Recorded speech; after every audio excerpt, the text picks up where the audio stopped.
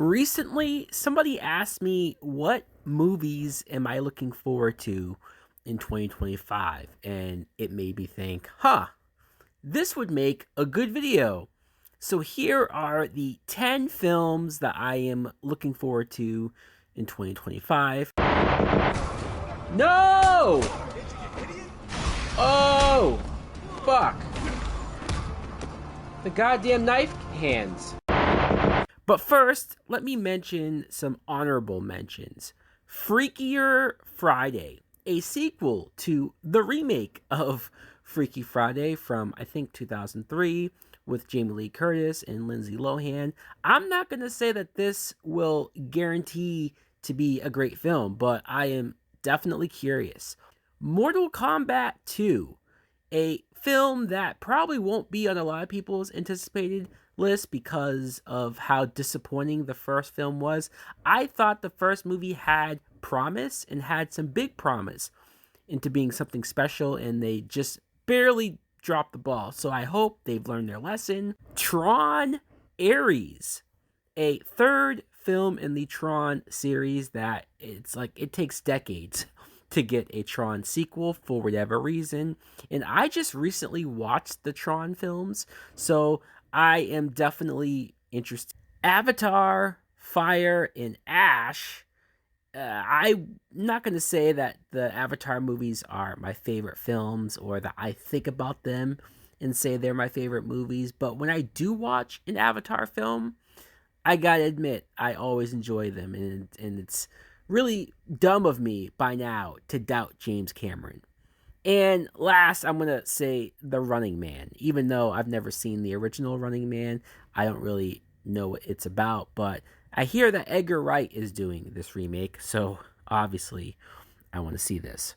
Let's jump right into the list, though. Starting the list off at number 10, Mission Impossible: The Final Reckoning. Now, I won't deny that I was a little disappointed by the last Mission Impossible film for various reasons, story reasons, and maybe because it ended on a cliffhanger, so it just didn't feel complete enough for me to feel satisfied with it. I don't know. With that being said, it was still a decent movie, and I think the last few Mission Impossible films have been good to great.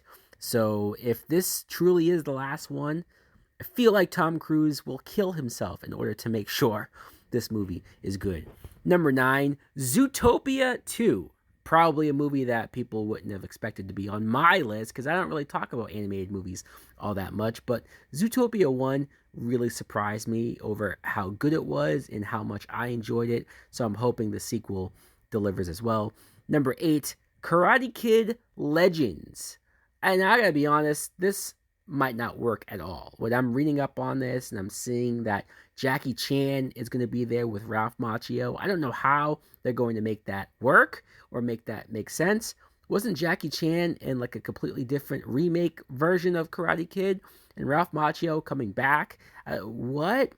And is this not connected to the TV show Cobra Kai? Because Cobra Kai is the biggest reason why I'm even interested in the Karate Kid franchise. Number 7, Thunderbolts.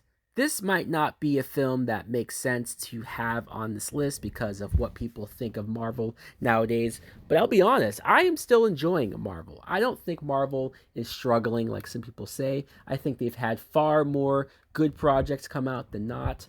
And I think these trailers look fun. I am very curious to see how these different sorts of characters come together. I'm most interested in characters like Florence Pugh's Yelena and U.S. Agent, who I kind of thought was a piece of shit. So how are they gonna make him redeemable?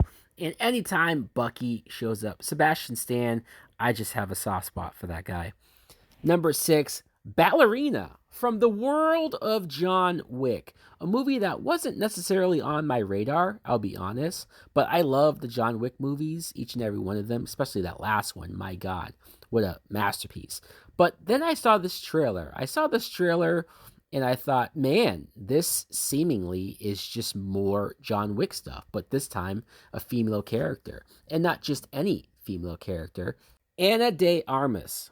All you have to do is put her face on a poster, and I'm instantly more intrigued.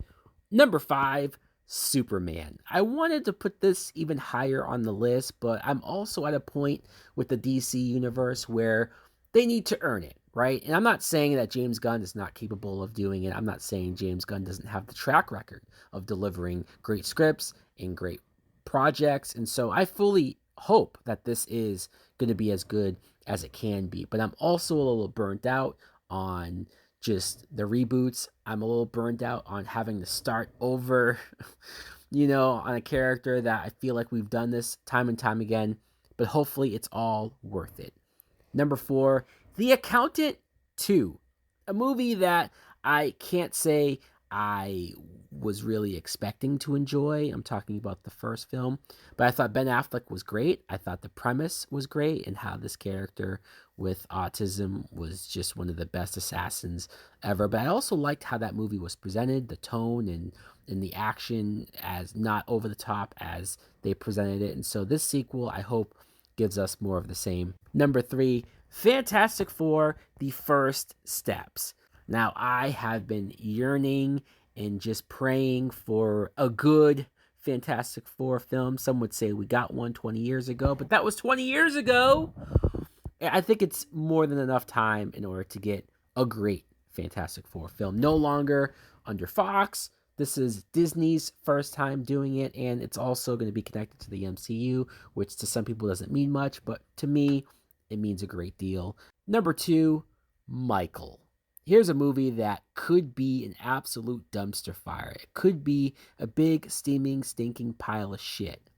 But it's Michael Jackson's biography. I mean, this is something that hopefully, if it delivers, it's going to be one of the ages. If you don't know my fandom of Michael Jackson, the fact that I was named after Michael Jackson, the fact that he has made some of the greatest musics that I have grown up on, I know there will be some controversy or some conflicting thoughts over probably some people on how this movie might be presented. But because I haven't seen the trailer yet, because I don't know how the kid who's playing Michael, who is related to Michael, right? How is that all going to come together? Number 1 for my most anticipated film of 2025, Captain America: Brave New World. This isn't me saying that this is guaranteed to be the best movie of the year.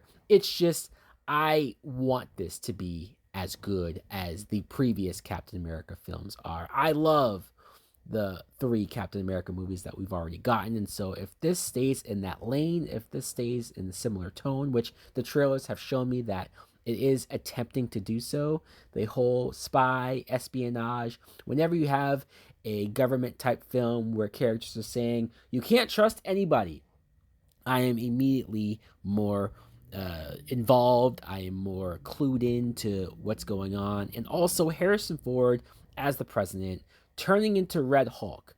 Could this be silly and goofy? Sure.